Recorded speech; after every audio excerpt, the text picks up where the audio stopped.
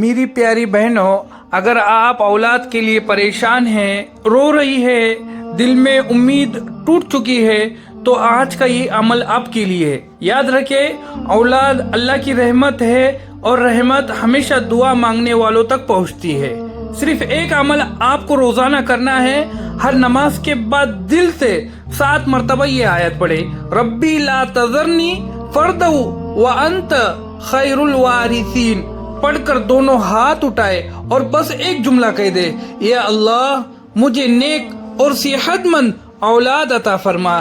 یہ عمل صرف 40 دن یقین کے ساتھ کرے، اللہ کی رحمت کبھی خالی ہاتھ نہیں لوٹاتی۔ نماز کی پابندی کرے، میاں بیوی میں پیار اور سکون، غصہ، ٹینشن، لڑائی سے بچے، ڈاکٹر کی چیک آپ ساتھ ساتھ جاری رکھے۔